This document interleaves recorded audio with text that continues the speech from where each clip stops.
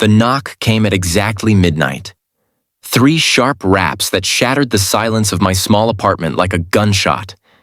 My heart hammered against my ribs as I approached the door, peering through the peephole to see the last person I ever expected to find on my doorstep. Victoria Sterling, my boss, stood there in the hallway, mascara streaked down her perfectly sculpted cheeks, her designer coat wrapped tightly around her trembling frame. When I opened the door, she looked at me with eyes that held an ocean of pain and whispered words that would change everything. "You're the one I want. I want to stay tonight. If you believe in kindness, second chances, and the power of human connection, please hit that like button, drop a comment below, share this story with someone who needs it, and subscribe to our channel. Your support means the world." I'm Rebecca, a 28-year-old marketing coordinator at Sterling Digital Solutions in Portland, Oregon. For 3 years, I'd watched Victoria from afar, admiring her strength, her brilliance, her seemingly unshakable confidence. She was the Ice Queen, the woman who commanded boardrooms and closed million-dollar deals without breaking a sweat. She was everything I wasn't: powerful, wealthy, untouchable. And now she stood before me, completely broken, asking for refuge in my tiny one-bedroom apartment that probably cost less than her monthly car payment. I stepped aside without hesitation, watching as she walked into my modest living space with its second-hand furniture and walls decorated with printed photographs instead of expensive art. She looked around as if seeing a foreign world, then collapsed onto my worn couch, burying her face in her hands. The sobs came then, raw and desperate, the kind that tear through your chest and leave you gasping for air. I sat beside her, unsure whether to touch her, to comfort her, to maintain the professional distance we'd always kept. But humanity won over protocol, and I placed my hand gently on her shoulder. "I'm sorry," she choked out between sobs. I had nowhere else to go.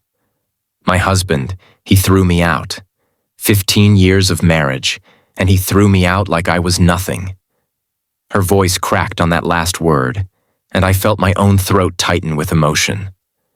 Victoria Sterling, the woman who never showed weakness, was falling apart in front of me, and all I wanted to do was hold her together.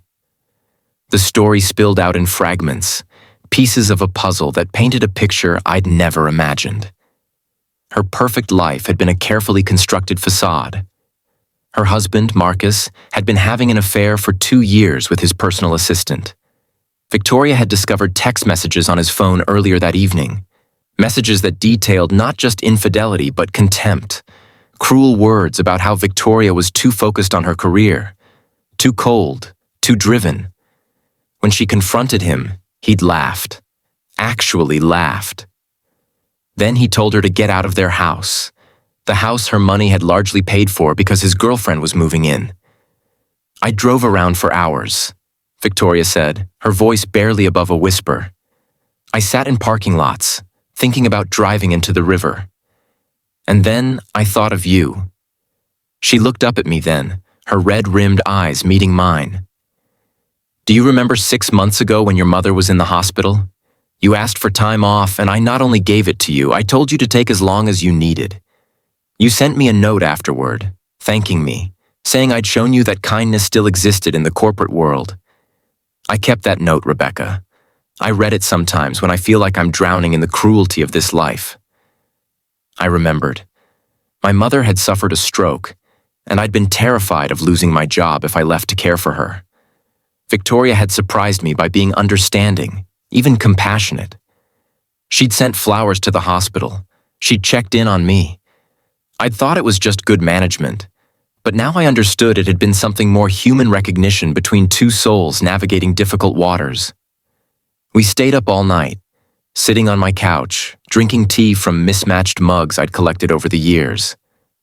Victoria talked about her life, the real one behind the glossy exterior. She spoke of the loneliness that came with success, how she'd sacrificed her personal happiness for professional achievement, believing that accomplishment would fill the void. She talked about the pressure to be perfect, to never show weakness, to always be the strongest person in the room. And somewhere around 3 in the morning, She asked me about my life. Really asked, listening as if my words mattered more than any business proposal she'd ever heard.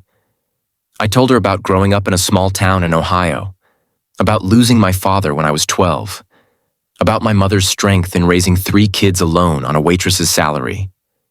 I told her about my dreams of writing, how I'd taken the marketing job to pay bills but kept notebooks full of stories I was too afraid to share with the world.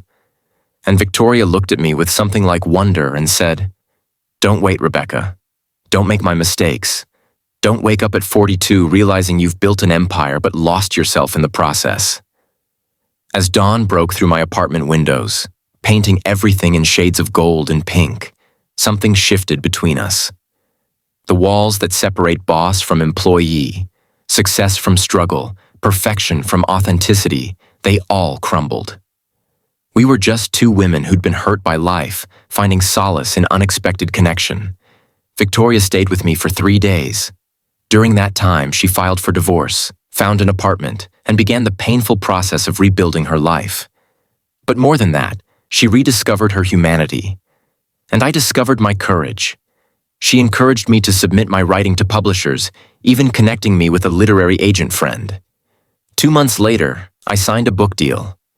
If this story touched your heart, please leave a like and share it with someone who might need to hear this message today.